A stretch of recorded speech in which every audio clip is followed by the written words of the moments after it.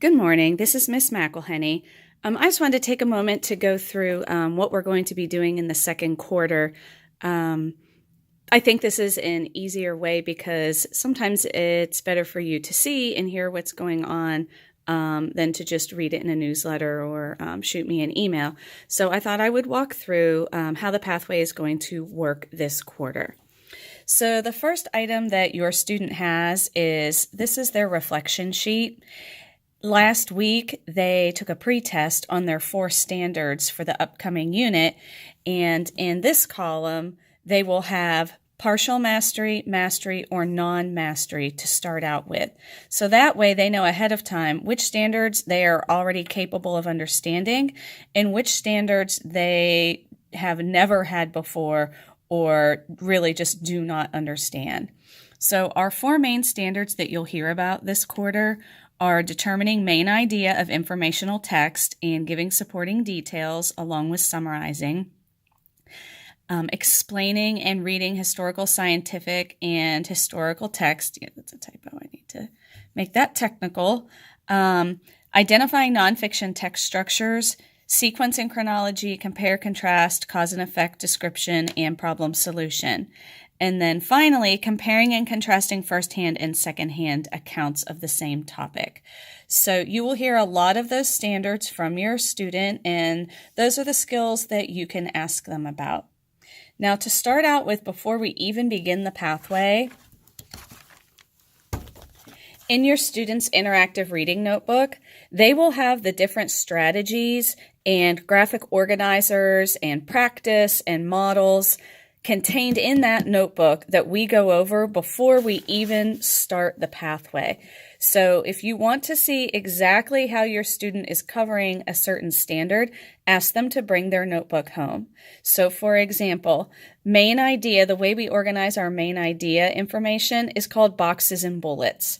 In the box, you put the main idea of the text, and then the bullets would be their supporting details. And then we used a passage about an octopus to help us practice that. We also worked on using a strategy called first and last, where they focus on the first paragraph of a nonfiction article, the last paragraph of a nonfiction article, and then also the first and last sentence of each of those paragraphs in the article. So that way they can look for patterns of what was repeated, and that will help lead them to the main idea. And then the most important information would be what was underlined first and last. So that's just a little strategy that they have learned. Then they have practiced determining the main idea and the supporting details of an article. And then we learned how to use the main idea and supporting articles to summarize an article. And so we use the graphic organizer somebody wanted but so. So you can also ask your reader about that. We will be doing some close reading of nonfiction articles, and this is how we will pull out what's important and what's just interesting from our historical, technical, and scientific texts. For our first and second-hand accounts, we will learn the characteristics of those. One T-chart that they will work on is pulling out if there were personal events in there or technical events. And if they make that T-chart and start recording the information, whichever side of the T-chart is heavy, that's what most likely the type of text is that they are reading.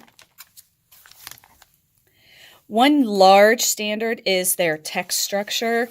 So we will spend quite a bit of time on this one, and based on the pretest, this is pretty common that 4th graders do need a lot of practice.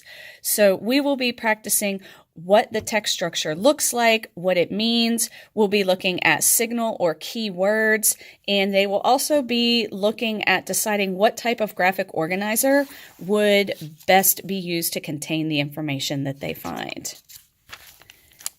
They will read passages and practice looking at the key words. This is a really big help to 4th graders.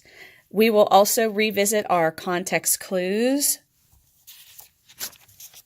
And so in their notebook, this is a really great way for you to kind of keep up with what they are learning.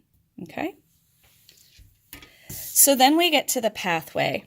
Now, depending on which block of mine you're in, your child's pathway might look a little bit different. So if they're working on their pathway for homework, maybe with a neighbor, and they kind of look over and they're like, oh, that's not what my pathway looks like. Because this is personalized learning, we do differentiate the pathways a little bit. So your child might have one of 3 versions of a pathway if I'm their teacher. So this is my block 3 pathway, and I just want you to take a look at how it is organized. This is in your child's personalized learning folder if you ever want them to bring it home. It is also posted in their Google Classroom, so you can take a look at it. Now, to kind of give you an explanation, going down the side are the standards again. Your child on their pathway will have the N for non-mastery, the P for partial mastery, or the M for mastery. So they know how much time and how much extra learning they need to do based on what they need. If your child has non-mastery or partial mastery, they must do the instructional, the practice, and the assess. If your child already has mastery of that standard, they do not have to do the instructional lesson. They can skip straight to the practice. Now, the third column right here is create. This is optional. And the reason it's optional is because it takes the standard and encourages them and guides them to extend their thinking and apply it. So the create is left to your child if they want to complete it and when they want to complete it. But I'll talk to you about that in a minute. So all of the materials on here, RI2 instructional, RI2 practice, RI2 assess. That's what shows up in PowerSchool. So that's how you can know what your child is working on. For the instructional, they won't get a grade in PowerSchool. It will just be a check mark to let you know that they did complete that and I have met with them.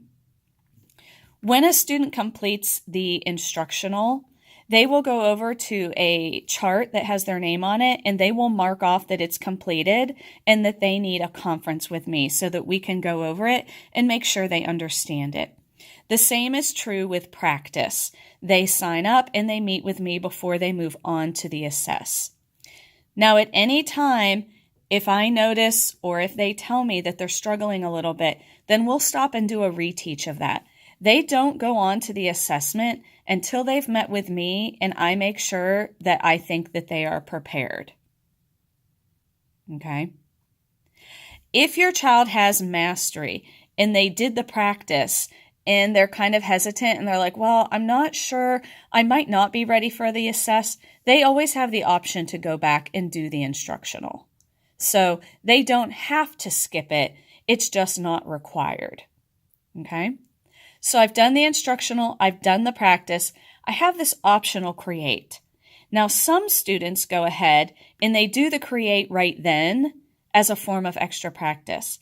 But some students like to go ahead and do instructional, practice, and then take the assessment because they want to stick with the skills and the strategies that they've been doing, and then they'll go back and do the create.